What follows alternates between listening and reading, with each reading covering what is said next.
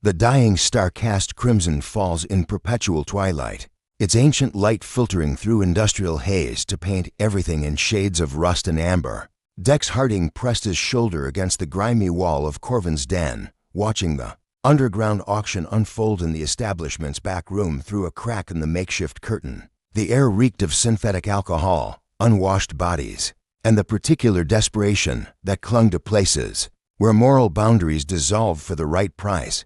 Dex's weathered hands, scarred from years of loading cargo and fixing temperamental ship systems, clenched involuntarily as he observed the proceedings. He wasn't supposed to be here. A smart man would have taken his savings 3 years' worth of scraping together credits from hauling freight between the Outer Rim colonies and purchased that hyperdrive component sitting in Merchant Row. His ship, the Stellar Drift, had been grounded for 2 months waiting for that single part. Without it, he was trapped on this godforsaken mining world, watching his funds dwindle while breath by breath he inhaled the toxic atmosphere that would eventually claim his lungs, like it had claimed so many others.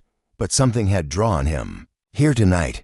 Maybe it was the rumors circulating through the colony's taverns about special merchandise being offered by off-world traders. Maybe it was simple boredom, the crushing weight of routine that made even questionable entertainment preferable to another night alone in his cramped quarters. Whatever the reason, Dex found himself watching as credits and contraband changed hands in a display of casual criminality that would have made corporate security foam at the mouth. The auctioneer was a grotesquely modified human, whose organic vocal cords had been replaced with a synthetic modulator that gave his voice an unsettling mechanical undertone. He gestured toward a collection of items arranged on makeshift display: tables, stolen mining equipment, black market cybernetic implants, narcotic substances that glowed with unnatural phosphorescence, and data chips containing information that certain people would kill to obtain. Ladies, gentlemen, and assorted sentients, the auctioneer announced,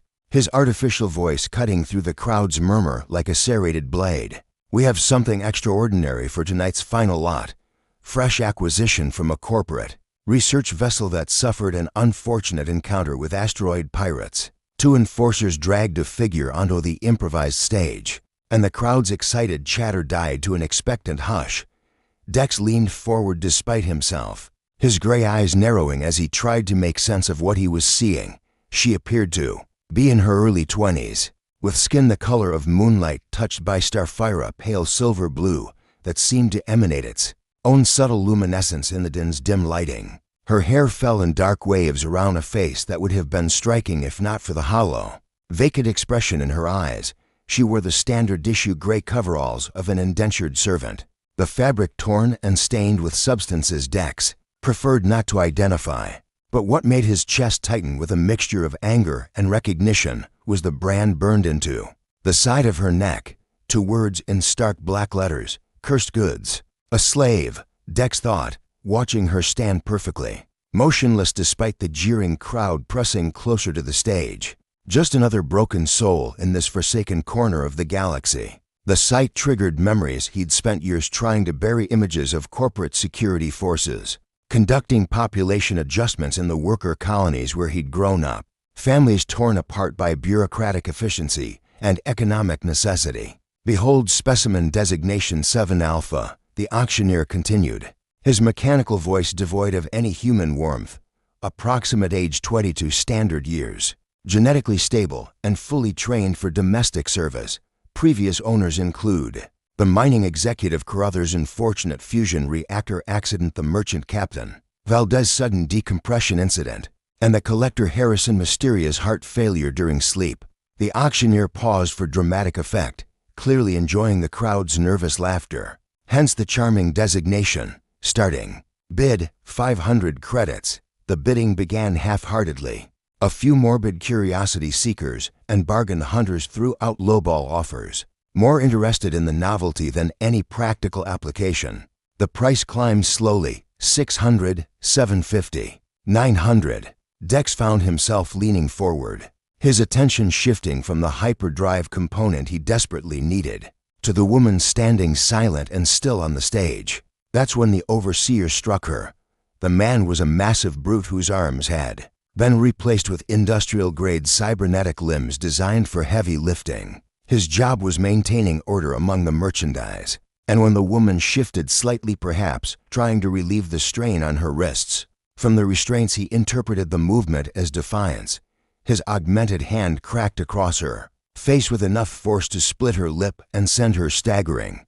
The crowd cheered. The woman straightened slowly, blood trickling from the corner of her mouth.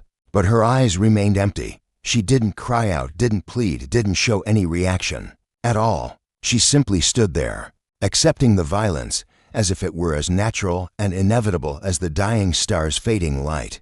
Something broke inside Dex Harding at that moment. He saw himself as a 12-year-old boy on the orbital mining platform, where he'd grown up, watching helplessly as corporate enforcers dragged away his neighbor's daughter during one of their efficiency assessments. Tessa had been 16, guilty of nothing more than failing to meet her daily extraction quotas due to a malfunctioning pneumatic drill. Dex never saw her again. The official report claimed she'd been reassigned to a different facility for additional training. Dex knew better. He'd carried that knowledge, that guilt, through every cargo run and every sleepless night since. 1,500 credits, Dex heard himself say, his voice cutting through the crowd's noise like a plasma torch through hull plating. Heads turned throughout the room. The auctioneer's mechanical eyes focused on him with renewed interest and obvious avarice. "We have 1,500 from the gentleman in the back. Do I hear 16?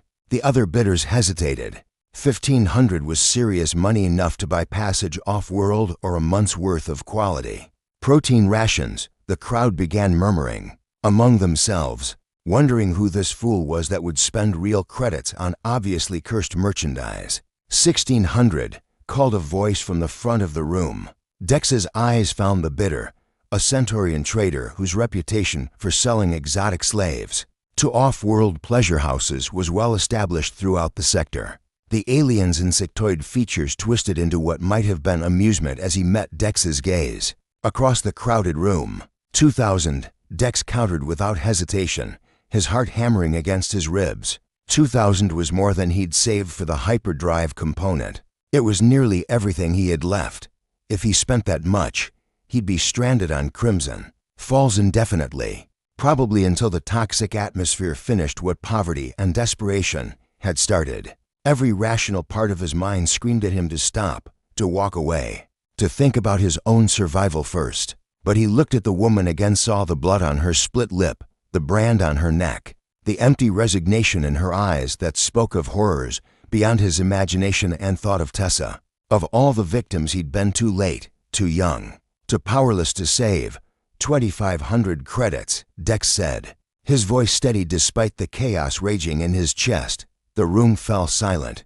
2,500 was more than most colonists on Crimson Falls saw in an entire year. The Centaurian trader hissed in frustration and shook his elongated head, unwilling to go higher for what he clearly considered damaged goods. The auctioneer looked round the room hopefully, but no other bids materialized. 2,500 credits, going once, going twice, sold to the gentleman in the back. As Dex pushed through the crowd toward the payment station, he heard whispers following in his wake. "That's Dex Harding," someone muttered. "Runs freight on that rust bucket docked at Bay 7. Another voice added, "Must have finally lost his mind. Maybe the atmospheric toxins got to him. Maybe they had." As Dex transferred the credits and accepted the ownership documents, the very concept made his stomach churn. He couldn't shake the feeling that he'd just made either the biggest mistake or the most important decision of his life. The woman was led over to him, her restraints removed by guards who clearly wanted nothing more to do with her. She stood beside him, eyes downcast, waiting for orders like a well-trained animal. But for just a moment, as the transaction completed and the crowd began to disperse, Dex caught something unexpected in his peripheral vision, a flicker of awareness in her supposedly vacant eyes. It was gone so quickly, he might have imagined it, but it left him with the unsettling certainty that there was far more to this woman than anyone suspected, including possibly herself. Check controls.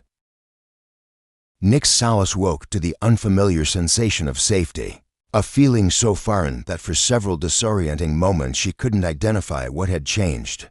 The small cabin aboard the Stellar Drift was cramped but clean, a stark contrast to the holding cells and cargo containers she'd grown accustomed to during her months of captivity. More importantly, the door wasn't locked, and she could hear no guards outside. She sat up carefully on the fold-down bunk, her enhanced senses automatically cataloging her environment.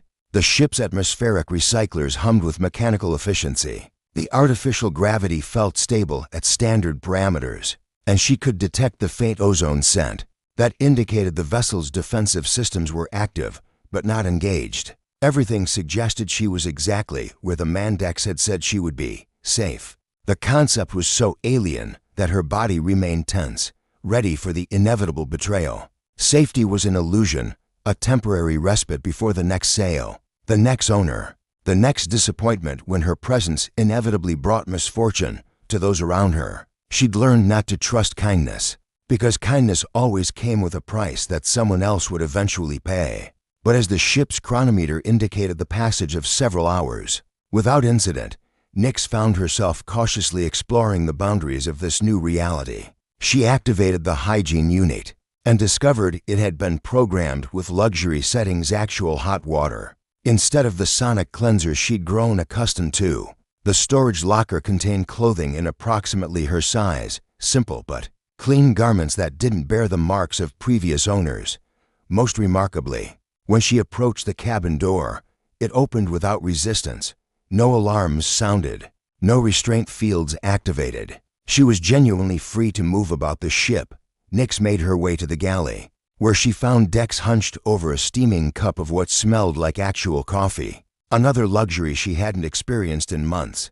He looked up as she entered, his gray eyes searching her face with an intensity that made her instinctively want to retreat. "Sleep well?" he asked, his voice carefully neutral. "I don't sleep well," Nyx replied honestly, "but I rested. Thank you for the accommodations." Dex gestured toward the food synthesizer. "Breakfast, the protein options are limited, but the fruit selection is surprisingly good for a ship this size." As Nyx approached the synthesizer, she became acutely aware of Dex's proximity. Her enhanced nervous system could detect the warmth radiating from his body, the steady rhythm of his heartbeat, the complex cocktail of pheromones that indicated stress, curiosity, and something else she couldn't immediately identify. It would be so easy to reach out, to make contact, to absorb his memories and understand exactly what kind of man had spent his life savings on damaged goods.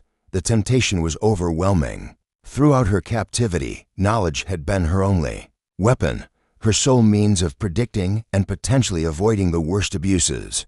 But something held her back, perhaps the memory of his words the night before, his promise that no one would hurt her while she was under his protection. "Your real name," Dex said suddenly, making her start. "What was it, before they branded you?" Nyx considered the question. She had fragmentary memories of being called different things at different times, but whether those memories belonged to her or to someone else whose identity she'd absorbed, she couldn't say with certainty. "I think it was Nyx," she said finally. "I remember someone calling me that, though I can't remember who." "Nyx," Dex repeated, and something in the way he said it made the name sound real, substantial, like the ancient goddess of night. "You know mythology?" she asked, surprised. Dex's mouth quirked in what might have been a smile. "Cargo haulers spend a lot of time alone with educational databases. You pick up random knowledge." He paused, studying her face. "Nyx suits you better than their label." Before she could respond, the ship's proximity alarms began shrieking. Dex was on his feet instantly, his casual demeanor replaced by focused efficiency as he sprinted toward the cockpit. Nyx followed, her own instincts screaming warnings even as her conscious mind struggled to process what was happening. The main display showed 3 ships in close formation, their sleek hulls and military-grade weapon arrays identifying them as corporate security vessels. They were broadcasting on multiple frequencies, their messages overlapping in an electronic cacophony of demands and threats. "Vessel Stellar Drift, you are harboring stolen corporate property," came the primary transmission. "Prepare to be boarded for inspection and retrieval." Dex's hands flew over the control console with practiced precision. activating defensive systems and calculating escape vectors. But Nix could see the futility in his movements. The stellar drift was a freight hauler, not a warship. Against 3 military vessels, they had no chance of fighting or outrunning their pursuers. "They found us too quickly," Dex muttered, his fingers dancing across the navigation controls. Someone must have reported the transaction. NYX felt the familiar crushing weight of inevitability settling over her. Of course they'd been found. Of course Dex's kindness would be repaid with destruction. The pattern was always the same. Anyone who tried to help her eventually paid a terrible price. "For their compassion, you have to surrender me," she said. Quietly, "Like hell I do." Dex didn't look away from his controls. "There has to be another way." "There isn't." Nix moved closer to the console, her proximity causing several displays to flicker strangely. "I won't let you be destroyed because of me." That's when it happened. As Nix reached toward the communication controls, intending to surrender herself to the corporate forces, her hand brushed against Dex's arm. The contact lasted only a second, but it was enough. Images flooded her consciousness like a broken dam releasing a torrent of water. Memories that weren't hers cascaded through her mind. A young Dex working the mining platforms, watching helplessly as corporate enforcers brutalized workers who complained about unsafe conditions. His first freight run, the pride he'd felt in owning his own ship, the gradual erosion of idealism as he witnessed the galaxy's casual cruelties. The night he'd decided to buy her freedom, driven by memories of everyone he'd failed to save. But beneath these surface memories, Nix detected something else: technical knowledge, systems expertise, combat training from his brief stint with a colonial defense force, information that shouldn't have been accessible through casual contact, yet somehow was. The revelation was so shocking that Nix jerked back from Dex as if his touch had burned her. But the damage was done. The knowledge was now part of her, integrated into her consciousness in ways that felt both natural and terrifying. "What's wrong?" Dex asked, noticing her sudden withdrawal. Before Nix could answer, the lead corporate vessel fired a warning shot across the stellar drift's bow. The blast shook the ship violently, causing several consoles to spark and fail. "Final warning." Came the transmission.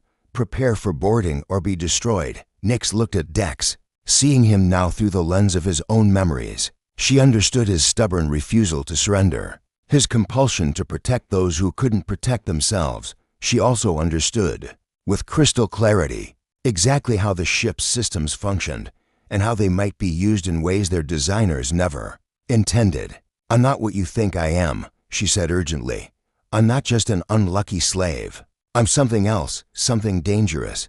"I don't care what you are," Dex replied, still working frantically at the controls. "You're under my protection, and that means something." Nix felt something shift inside her, a fundamental change in how she viewed herself and her place in the universe. For the first time since she could remember, someone was choosing to stand with her rather than surrender her to forces beyond their control. "Then we fight," she said, moving to the secondary control station. Her hands, guided by Dex's absorbed memories, began activating systems she shouldn't have known existed. What happened next would later be described in corporate security reports as an impossible cascade failure of multiple redundant systems. The stellar drift, a aging freight hauler with no military modifications, somehow managed to disable the navigation arrays of two corporate security vessels, while simultaneously overloading the weapon systems of the third. Dex stared in amazement as his ship performed maneuvers that should have been beyond its capabilities, guided by someone who had never seen the controls before, but somehow knew exactly which sequences to activate. "How are you doing this?" he asked. "I touched you," Nix replied, her attention focused on the tactical display. "I absorbed your technical knowledge, your understanding of ship systems." She paused, meeting his eyes. "I can copy skills, memories, even personalities through physical contact."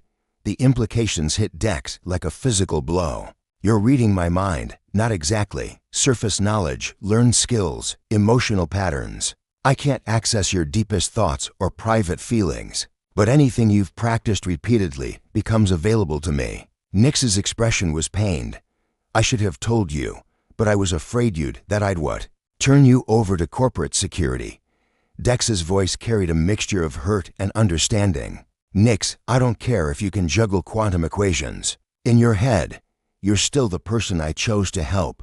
Their escape trajectory took them through Crimson Falls asteroid field, a maze of tumbling rock and debris that provided cover for. Marcus Vale stood in the sterile observation deck of the research vessel Prometheus, watching the blinking dot on the tactical display that represented his escaped prototype. The ship hung in the shadow of Crimson Falls' largest moon, its advanced stealth systems rendering it invisible to conventional sensors. Vale preferred to maintain distance when conducting retrieval operations. It allowed him to observe his subjects' behavior patterns without the complications introduced by direct confrontation. The man beside him, Corporate Security Director Thorne, shifted impatiently as he studied the pursuit reports. 3 ships disabled by a freight hauler with no military modifications, Thorne said, his voice tight with barely controlled frustration. "My teams are demanding an explanation." Vale's lips curved in what might have been amusement. "Your teams encountered something beyond their training parameters. Consider it a learning experience." "Learning experience?" Thorne's augmented jaw clicked as he spoke, a nervous habit that betrayed his artificial composure. "We lost 18 million credits worth of equipment, and the prototype is still running free with stolen corporate secrets." "The prototype is performing exactly as designed," Vale corrected, his tone carrying the patience of someone explaining simple concepts to a slow child. "Enhanced learning capabilities, adaptive problem solving, intuitive technical interface, all within acceptable parameters." He gestured toward the display. "In fact, her performance has exceeded my most optimistic projections." Thorne studied Vale's profile, noting the scientist's obvious satisfaction with developments that had cost the corporation significant resources. "You're not concerned that she's bonded with a civilian?" "On the contrary, I find it fascinating." Vale activated a holographic display showing detailed biometric readings transmitted by the tracking beacon. Subject designation NYX7 was designed to integrate seamlessly into human social structures through emotional manipulation and identity mimicry. Her attachment to this Dex Harding represents the first genuine emotional connection in her recorded history. The hologram shifted to show psychological profile data, neural activity patterns that painted a complex picture of a mind in transition. "She's evolving beyond her original programming, developing autonomous decision-making capabilities and personal preferences. It's exactly what the project was intended to achieve." Thorne's expression darkened. "The board won't see it that way. They authorized retrieval of a valuable asset, not an extended field test that's attracting unwanted attention." Vale turned from the display to face his corporate handler directly. "Director Thorne, perhaps you should remind the board that psychological development cannot be rushed. The prototype spent months in captivity being treated as property, absorbing fragments of dozens of different personalities without developing any coherent sense of self. Her current situation represents the first opportunity. She's had to form stable emotional connections and explore autonomous identity formation. And if she decides her autonomous identity doesn't include cooperation with corporate interests, then we adjust our approach accordingly." Vale's smile held no warmth. "I've been studying NYX7's behavior patterns for 3 years. I know exactly how she thinks, how she'll react to various stimuli, what psychological pressures will motivate her toward desired outcomes. Her attachment to Harding isn't a complication, it's a tool." The tactical display chimed softly, indicating new data from the tracking beacon. Vale examined the readings with obvious interest, noting subtle changes in the prototype's stress hormones and neural activity. "They've discovered something," he observed, elevated adrenaline, increased cognitive activity, defensive posturing. "Most likely they've found the tracking device." Thorne leaned forward. "Should we move to intercept?" "Not yet." Vale's fingers danced across the control interface, accessing deeper layers of surveillance data. "Let them think they've gained an advantage. Fear and desperation will drive them toward increasingly predictable behavior patterns." Aboard the stellar drift, Nyx ran her fingers along the small device she'd discovered attached to the ship's hull during a routine maintenance check. The beacon was approximately the size of her thumb, its crystalline surface warm to the touch and pulsing with faint internal light.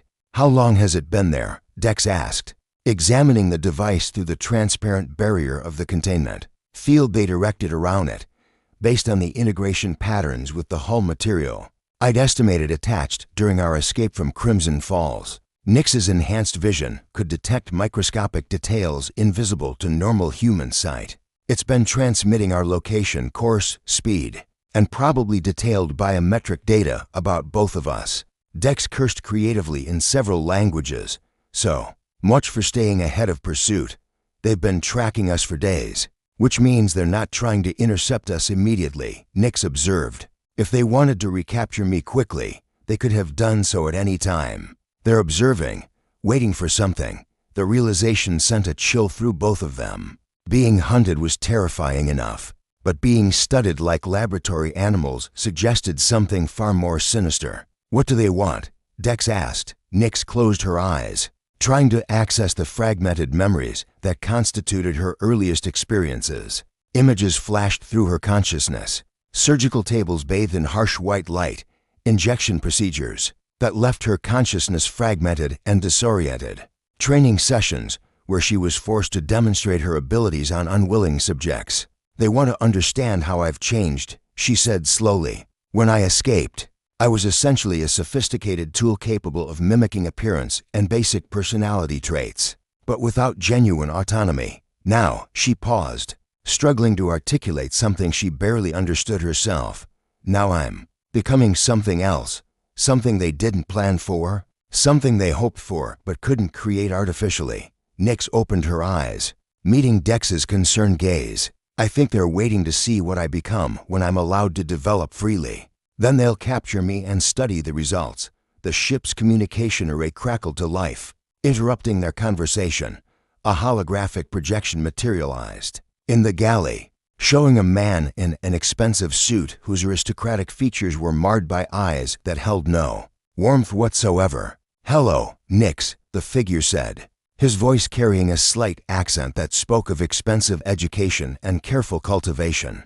"I hope you're enjoying your little adventure." Nix went rigid at the sound of that voice, memories flooding back with painful clarity. Laboratory sessions where that same voice had guided her through increasingly complex identity theft exercises, surgical procedures conducted while she was conscious, her creator explaining each modification in clinical detail, training scenarios where failure resulted in punishment that left her cowering in darkness for days. "Marcus Vale," she whispered, the name tasting like poison in her mouth. "You remember me? How gratifying."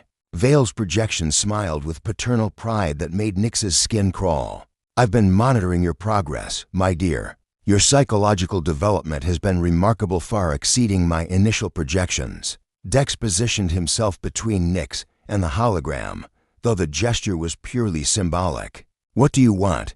Vale's attention shifted to Dex with clinical interest.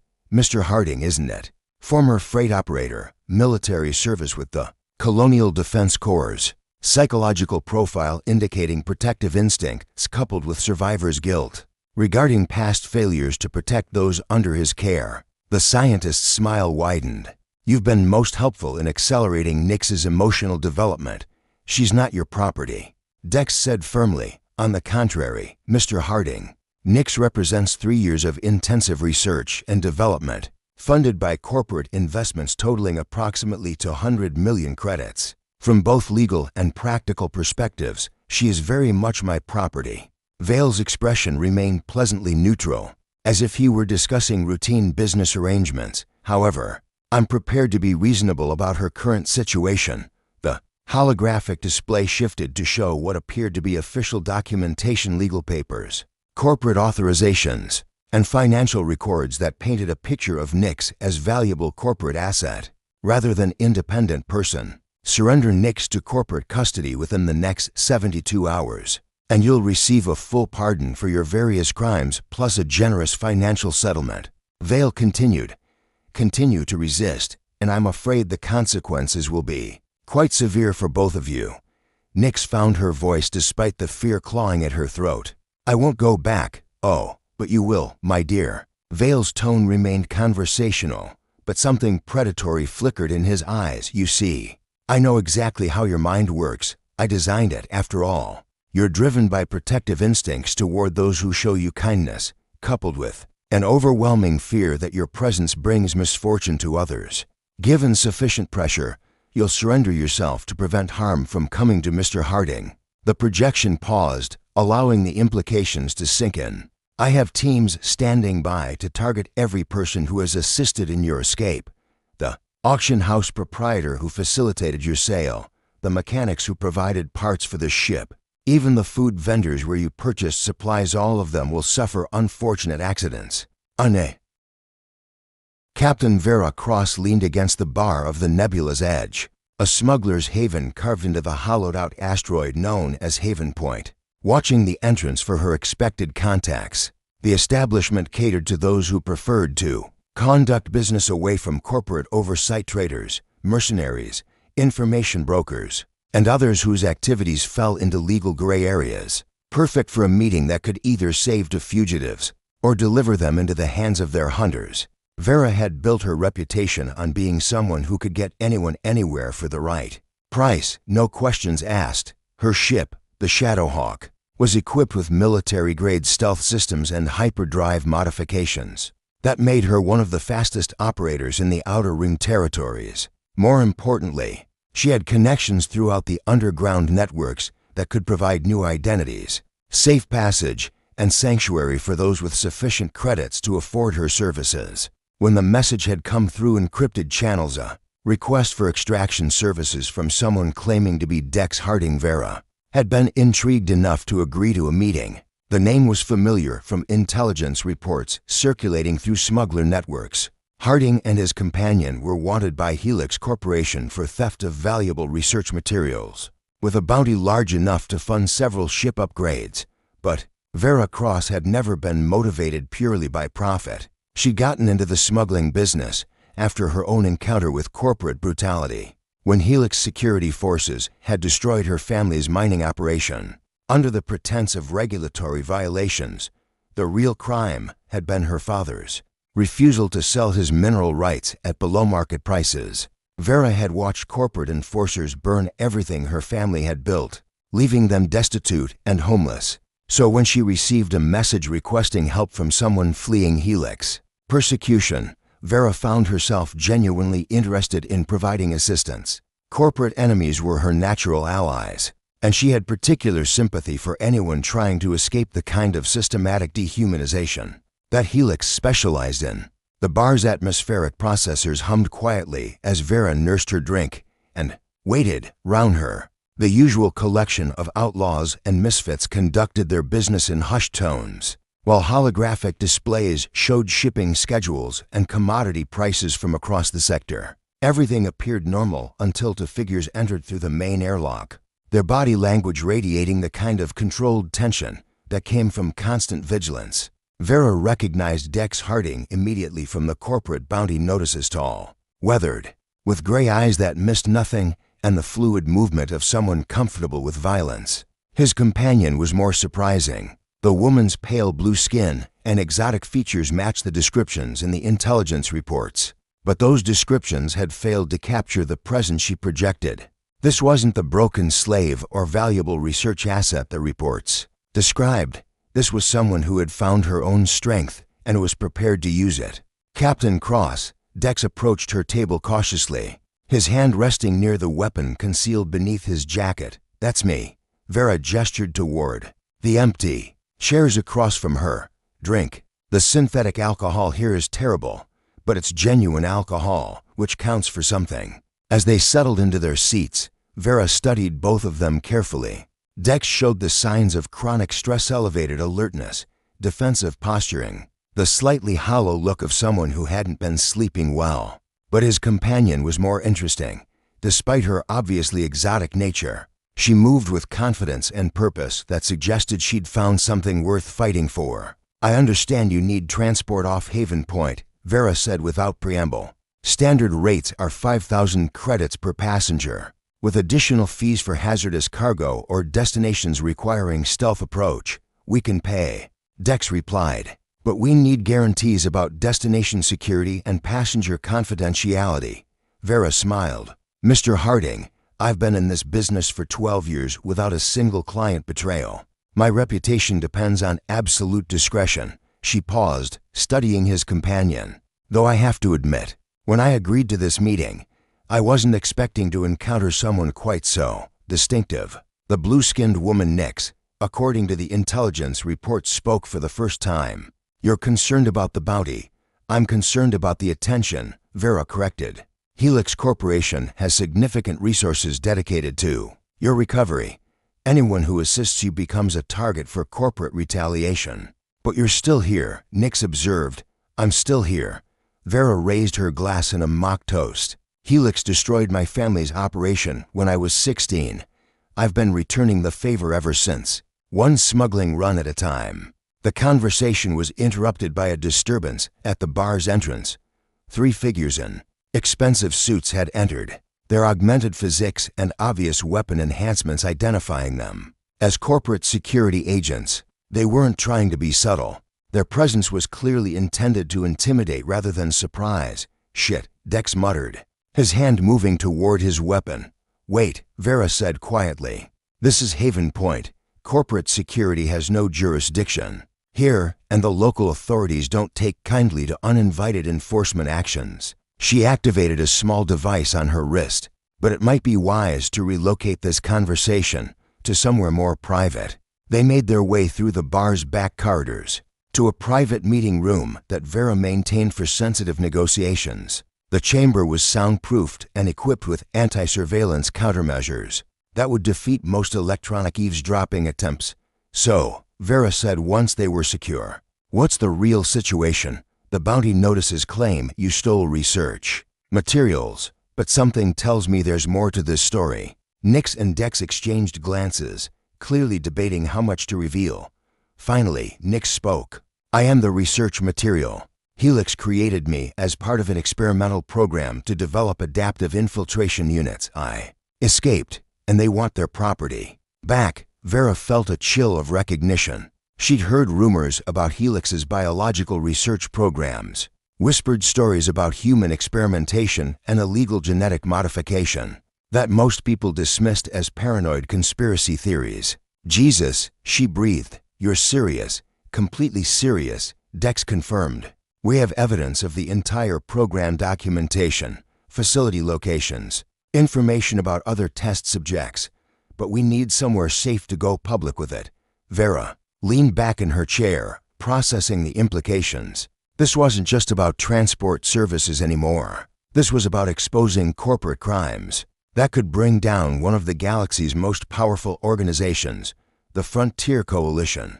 She said finally, they have investigative journalists and legal resources that could handle this kind of revelation. Plus, they're based outside Helix's primary sphere of influence. Can you get us there? Nix asked. I can get you anywhere, Vera replied with more confidence than she felt. But a run to Coalition space will be expensive and dangerous. Helix will throw everything they have at preventing this information from reaching the public. They spent the next hour planning the extraction, discussing routes, timing, and contingency procedures. Vera found herself impressed by both of her potential clients, Dex's tactical knowledge and Nix's intuitive understanding of corporate security procedures. Whatever else Helix had done to her, they'd created someone capable of thinking strategically about complex problems. It was only when they were finalizing departure schedules that Vera noticed something troubling, a subtle change in Nix's body language, a tension that seemed to increase as they discussed escape plans. When Vera mentioned the need for forged identification documents, Nix actually flinched. Is there a problem? Vera asked. Nix was quiet for a long moment. Captain Cross, if you help us, Helix will target you for retaliation. They've already threatened to harm anyone who assists in my escape. Let me worry about Helix. Vera replied, I've been dodging corporate security for years. You don't understand. Nix's voice carried a weight of terrible certainty. Everyone who tries to help me ends up suffering for it. The pattern is always the same: kindness, hope, then disaster. I won't be responsible for destroying another innocent person's life. Vera studied Nix's face, seeing genuine anguish beneath the surface control. You really believe you're cursed? I know I am. 3 previous owners, all dead under mysterious circumstances. Dozens of handlers and guards who suffered unfortunate accidents.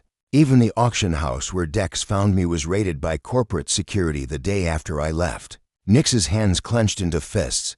I bring misfortune to anyone who shows me kindness. That's not fate, Vera said firmly.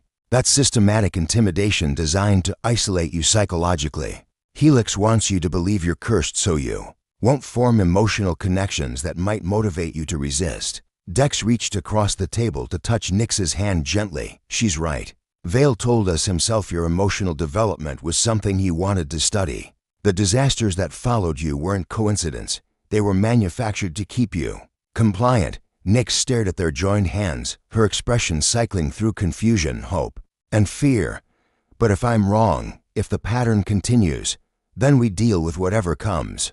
Dex said simply. Together, Vera felt something shift in the